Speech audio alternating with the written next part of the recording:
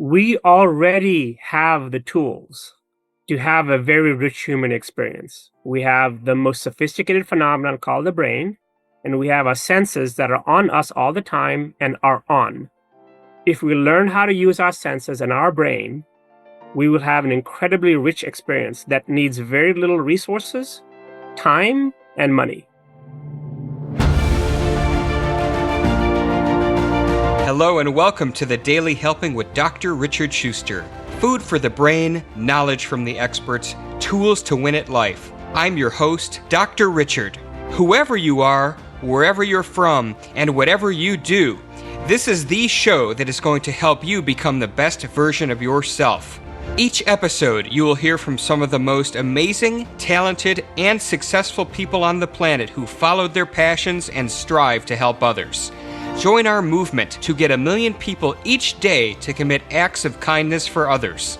Together, we're going to make the world a better place. Are you ready? Because it's time for your Daily Helping.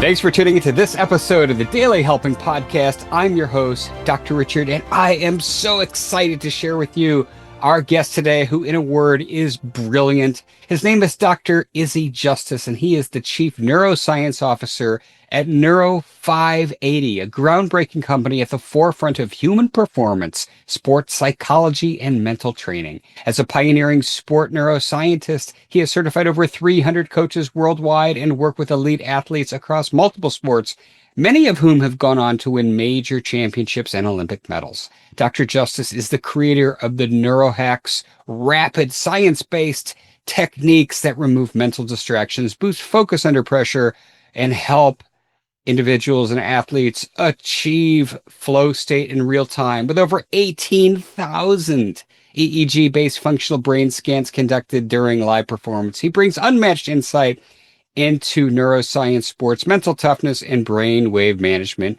for peak performance. There is so much more I could tell you about Dr. Izzy. I can't wait anymore. I just want to start talking. Oh my gosh, I didn't realize that was me. That was you. Dr. Izzy, welcome to the Daily Helping. It is outstanding to have us with you today. Thank you, Dr. Richard. I'm privileged and honored to have you. You and I had a chance to speak briefly before, and we share so many common values, and I really am honored and grateful to have this time with you and your audience. Well, we're excited that you are with us to share your wisdom and brilliance with us. But I want to, as you said, we spoke a little bit more, so I have the benefit of knowing a little bit about your background, but everybody listening to this doesn't. So let's hop in the Dr. Izzy time machine. Take us back to your journey. What put you on the path that you are on today, sir? Yeah, thank you for asking. And so, I think it's a combination of so many random events and life experiences, none of which were planned. But, as a person of color from Africa, I grew up in a highly dysfunctional family, and I immigrated to the US to go to college, literally with almost no money in my pocket, and had to find my way through this world. I was the sixth out of 7 children. So by the time I came along, I didn't really have a voice in my family because I had so many older brothers and sisters and a mom and dad. And I think I've been trying to understand a framework that worked for me initially so I could make sense of this thing called the human experience. And there's so many existing frameworks. There's spirituality, there's religion, there's science. There are all these wonderful models that our ancestors and our elders came up with to give to us so that we could navigate this thing called life. And for whatever reason, Dr. Richard, they weren't enough for me. I always found something that for me didn't work. And it wasn't until I stumbled on neuroscience. And even then, it wasn't until about 2015, 2016, when I was able to look into the brains of people functionally, not clinically, in the seconds and minutes before they wanted to do something to the best of their ability. And initially, it started with athletes. I don't work with just athletes. I work with regular people too, executive CEOs, leaders, children, teachers. But it turns out when I initially started to do that, and to me, the game-changing, the watershed moment in our ability, this is my opinion, in our ability to understand this thing called the human experience, Richard, was the ability to look at a human brain wirelessly and functionally, which means even though we've been able to look at the brain for about 100 or so years, it was always in the clinical setting. You went to a hospital, you had to be very still, put a helmet on your head, or go through an MRI scan and be very still. But that's not functional. You're not kicking a ball, throwing a ball, or thinking of an idea. And so I started to ask myself, like, is the brain in a certain state when we do something amazing? Is the brain in a certain state when we underperform at anything? I didn't know the answers, honestly, Richard, to this question. And the answer to both this question was yes. And if I can go on and then I'll pause, is, I think I was in my early 30s when I think I first learned that the brain has electricity. I didn't know that. I literally didn't know that. And my first undergrad was in physics. So I worked a lot with force and electricity and movement.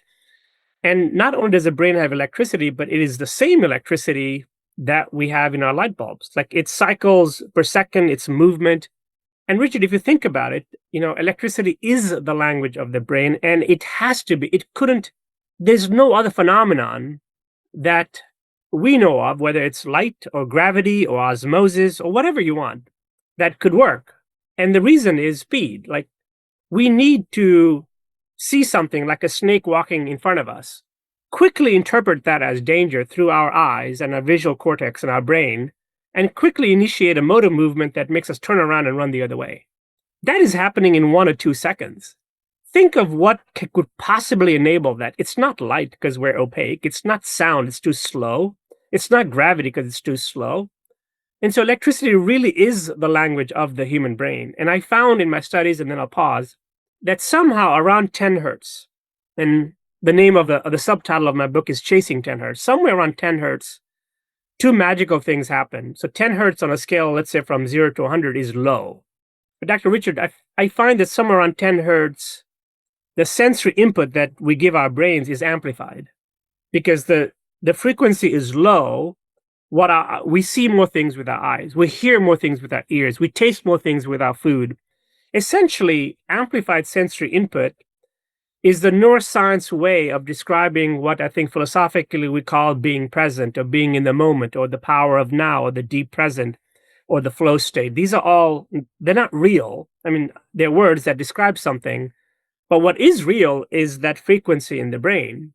So when someone says, oh, in this moment I was present, it felt like nothing was going on. I was overflowed with, what I was experiencing.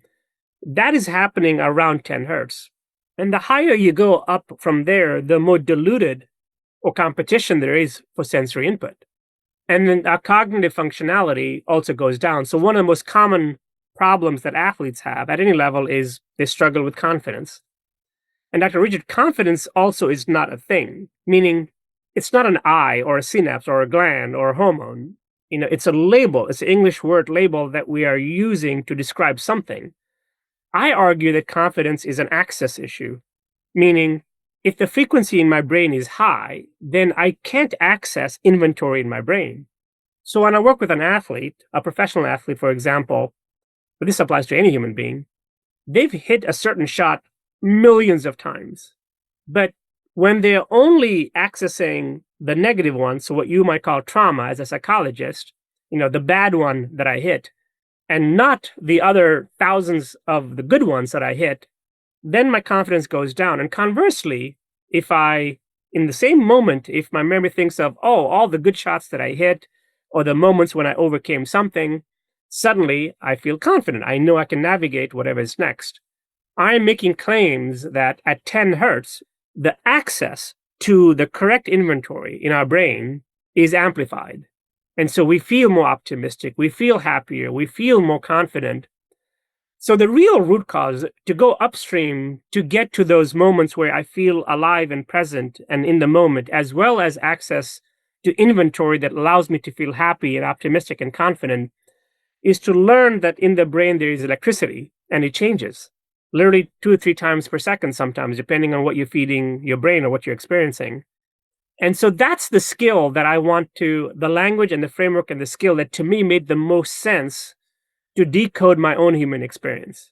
Dr. Izzy, I love this so much. We're talking about a couple of different concepts, and you mentioned athletes and they're focused on the free throw they miss. This made me think of the famous study from decades ago where they took two very average basketball teams and they had one team visualize not actually practicing free throws, but seeing in their mind the ball go through the hoop, shooting those free throws. And over the course of a season, the team that visualize the shots going through positively overwhelmingly shot a higher number of free throws than the teams that didn't. So I love that.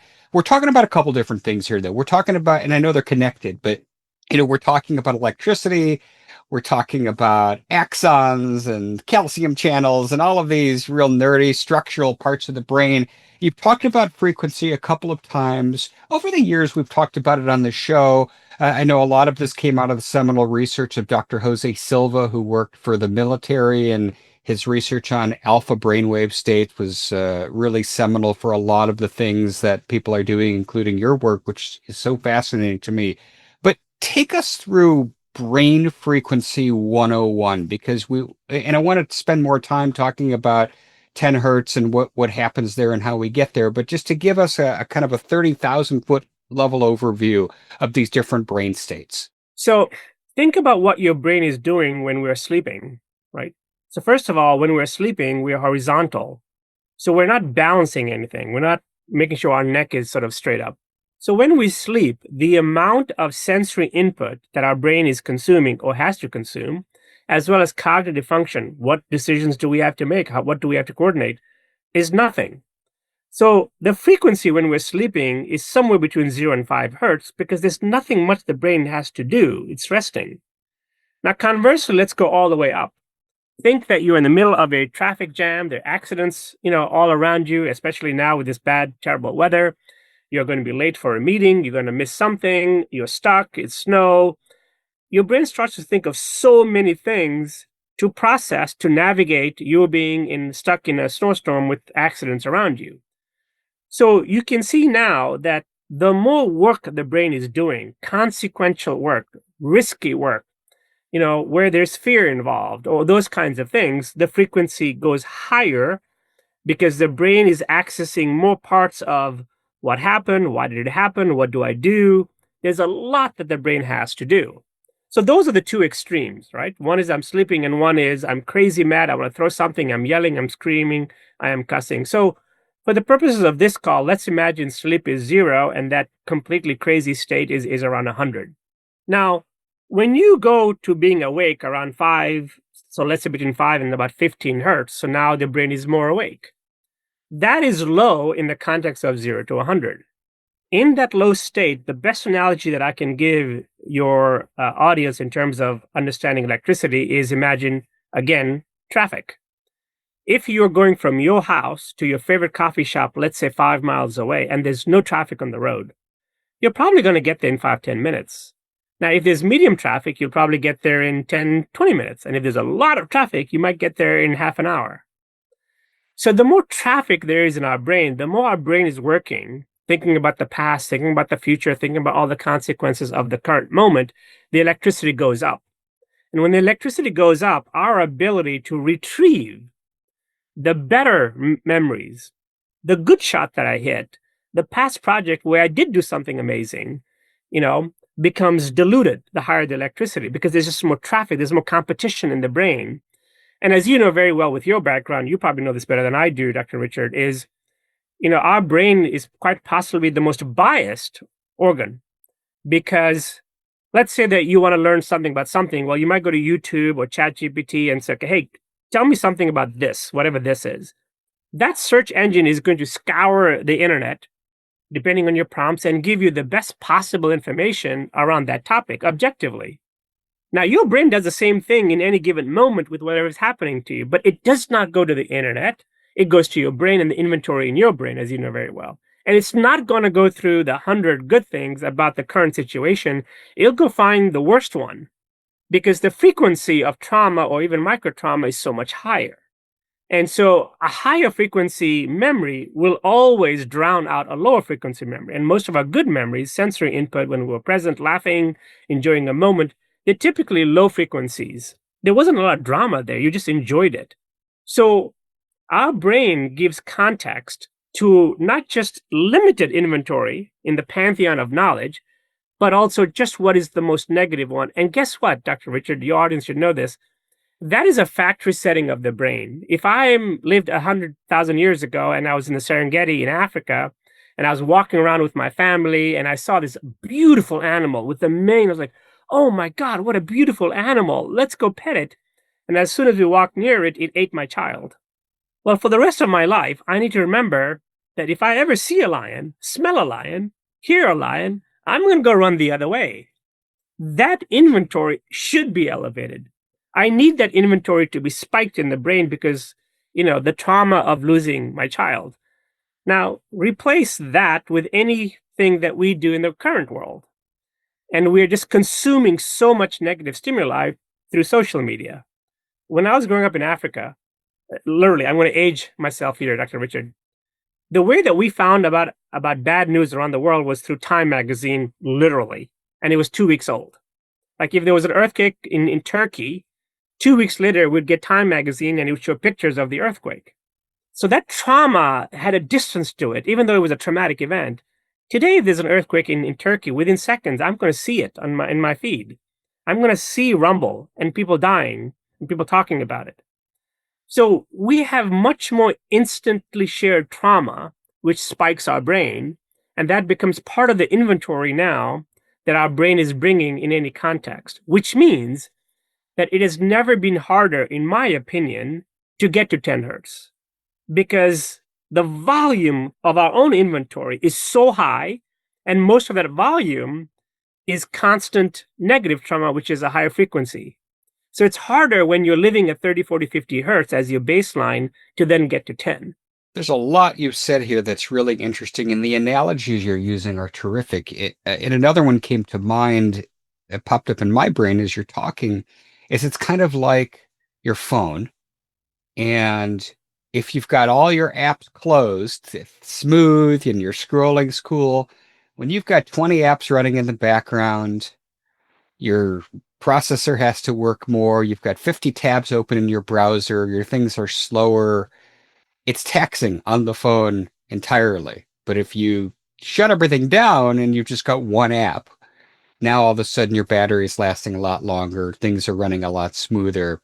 And that makes a lot of sense. And social media is something that we talk about a lot. I've talked about it many times over the years. And the algorithms are designed to give you more of what you're looking at. So if That's you're right. looking at things that are negative in nature, and a lot of us do, or you're surrounding yourself in terms of your group of friends on social media that are constantly posting negative things, that's what you're feeding yourself. Yeah. And so not only are you essentially creating a constant fear and anger state for yourself, which has all sorts of cascade of, cortisol, which is a terrible hormone that you've got, released, and, stress, and it affects your immune system and weight gain. There's all these constellation of bad things that happen when we're constantly exposing ourselves to that. But the flip side is, and you're talking about it in a really beautiful way, Dr. Izzy, all of that noise is keeping us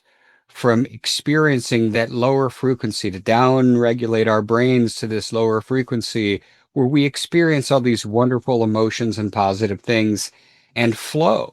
And so, with all of that kind of as background, now, everybody listening to this is amped up. Oh my God, what do I do?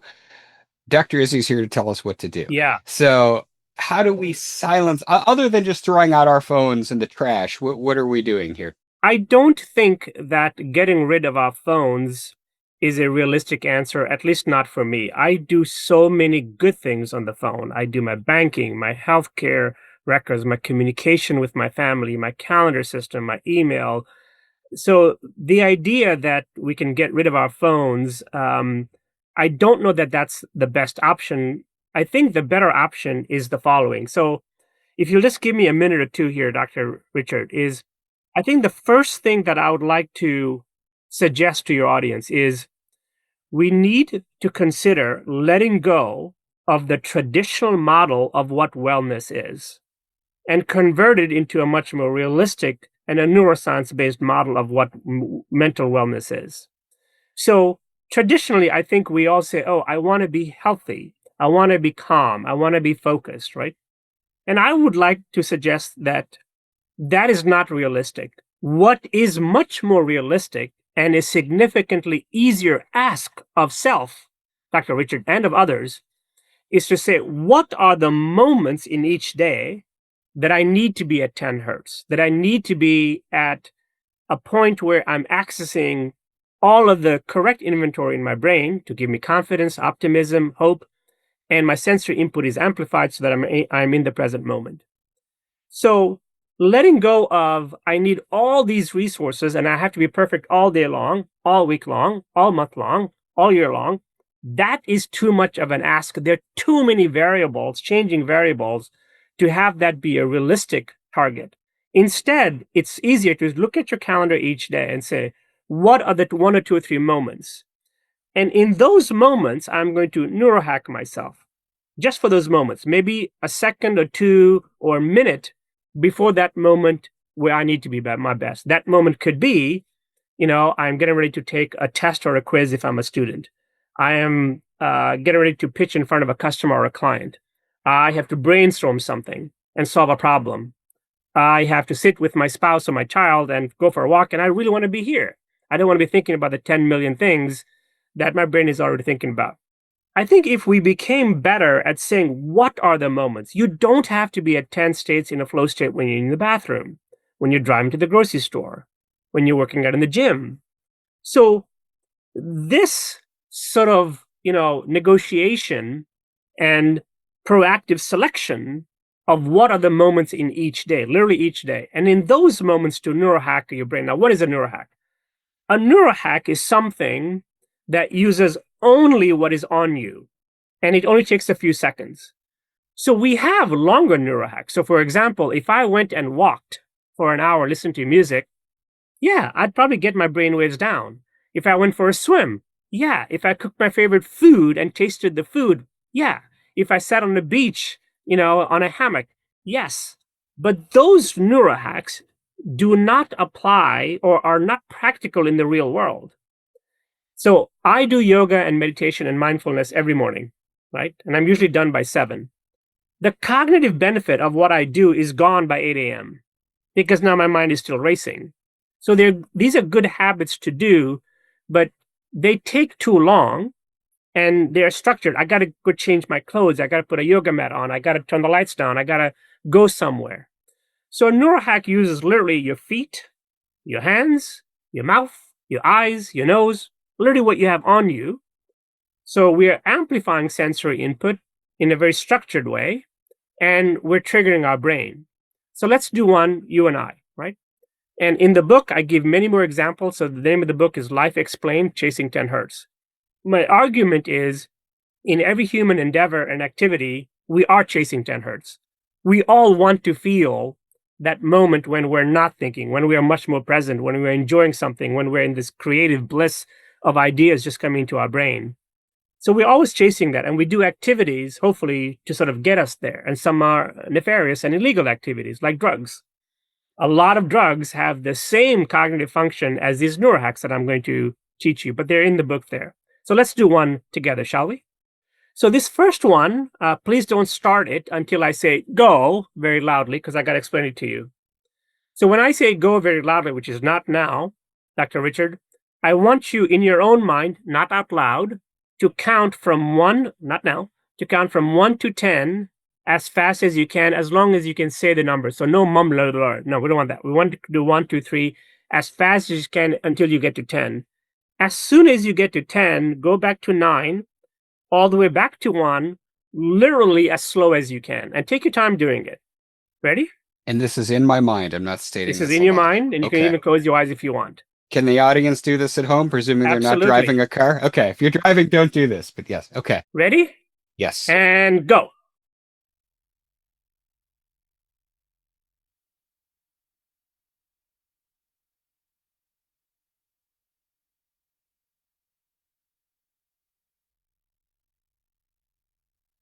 Okay. What did going from 1 to 10 feel like to you? Any labels that you might have? Hurried, rushed. Hurried, rushed. Okay. What did going from 10 to 9 feel? Settling, grounding. Settling, grounding. All right. If I measured you, and my team and I have done thousands of these measurements, I will tell you that you took your brain in the rush to somewhere around 40, 50 hertz. And when you went back down, you took it closer and probably in the teens. I feel very comfortable making that claim because we've done those measurements. Now, how long did it take you to do that? It was several seconds going up, right? I mean, maybe a second or two. I was very fast, like, as I'm sure everybody listening to this was who did this. And then, maybe 7 or 8 seconds on the backside, Okay. right? So all in all, somewhere around 10 seconds, right? Now, in 10 seconds, think of a noise cancellation device. You just took your brain from wherever it was by doing that neurohack to a lower state. Now, the question you might ask is, well, how long will I stay there? And our research shows that it's anywhere from a couple of minutes to about 5, 10 minutes. But that's long enough.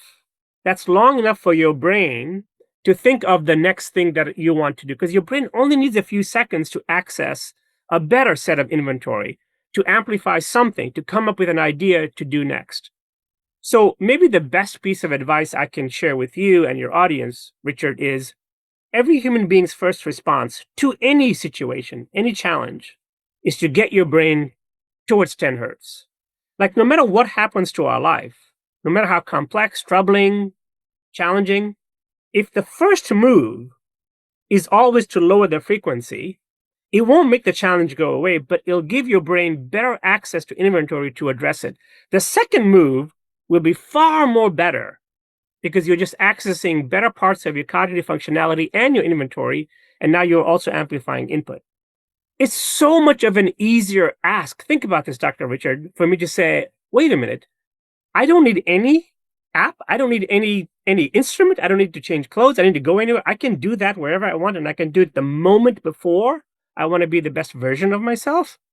And no matter what happens to me, the first move is always the same, which is move your brain towards green, right? Deactivate the neurobiology and the neurostructure of the brain, which is the fight and the flight, and just give your brain a chance to think of the next move. Is so much easier than I got to solve the problem, I'm in trouble. That is an easier daily ask. It's a different wellness model. What I like about well, there's a lot of things I like about this, but one of the things that I think is really important, and it sounds like your morning starts like my morning in a lot of ways, but the recognition that these cognitive effects don't last terribly long. And so one of the things that I've done for many years as a strategy when I'm planning my day is the most cognitively intense things I have to do on a given day. I start my day with those so that by the time the day is winding down, responding to emails, more kind of automatic things for me that I could do in my sleep, so to speak, those are moved towards the end of the day. So when you're saying, we enable these things, whether it's through, for you, it's yoga and meditation. For somebody else, it might be getting a workout, which has positive effects on our body and brain. It's attacking those things early while we have the cognitive benefits. And you've given us a very simple tool that we just did in 10 seconds Yeah. that can kind of reset that for Yeah. us for even a few minutes, which is really interesting from a strategy standpoint. Yeah. And again, this is not an either or. This is an and. Still do the workout, still do the yoga, still do them. But a lot of us don't have the luxury of doing the most complex thing first thing in the day. It might happen in the afternoon. You're on a Zoom call in the afternoon and your customer's yelling at you. Well, in that moment, what do? You can't call time out and say, well, let me go do 1 hour of meditation or mindfulness and then I'll come back. So think of the neurohacks as a during the day model, wellness model, and then the traditional models as, when you have blocks of time available. Both should be considered as part of your toolkit. And I might argue that there are certainly events in the day that are on your calendar, so you can anticipate that they will be stressful. So in the workday, I find people spike when they have to give somebody else feedback. They spike when they have a meeting with their boss. They spike when they have a budget to cut. These are predictable moments. But there are also moments throughout the course of the day that are unpredictable. because we're humans and we're living life. So these neurohacks, and there are dozens and dozens of them that we've developed. I think the longest one that we have is 30 seconds, but the average one is around 8 to about 12 seconds in length. And again, I want to underscore, Dr. Richard, is we are asking people that we have found ourselves in a human experience that we are not prepared for. We need a different set of skills to manage the constant distraction of our brain and the bias of our brain, because it's gone higher, not less. We're consuming many more micro traumas without even knowing it. And so the moments when we need to focus, when we need to be the best versions of ourselves, we have to be much more predictable about them. We need a different language. And to me, 0 to 100 is a much better language and a framework because it's real, number one. It's not, I mean, we have 600 emotional labels: mad, glad, angry, annoyed. None of us took a class on what they mean. And having so many labels can be confusing. And they were developed by our Bronze Age ancestors, good people, who didn't know where the sun went at night. But we now have access to the brain. We know when someone is mad that it's a very high frequency. And so why have multiple terms for the same thing: mad and angry and annoyed and frustrated, and just say, oh, okay, now I'm between 60 and 70 hertz. Okay, that's a long way from 10. What can I do? And so the ask is, pick the moments in the day when you need to be the best version of yourself. Use these types of neuro hacks and learn a new language. And I found that when people are the best version of themselves in the moments that matter, it then has a cascaded impact to the rest of the day. And conversely, when you're not the best version of yourself in the moment that mattered, it has a negative impact to the rest of your day. And on a daily basis, that is the one habit of picking when you need to be your best and understanding that it is a cognitive function. Even if you're an athlete, it's your brain that is the quarterback of all of your motor movement and all of your life experiences. I love this, Dr. Izzy. I know you've got a new book which recently came out. I want to give you a little time to talk about that because it's exciting. Thank you. It is my 10th book. It's called Life Explained, and the subtitle is Chasing 10 Hertz. Like I said, I went through 30 plus years of experiences to craft what I think is the most simplistic way to understand the human brain. We've gone through all types of education, formal and informal, in our lives, all of us around the world, from our parents, from our relatives, our teachers, our school system.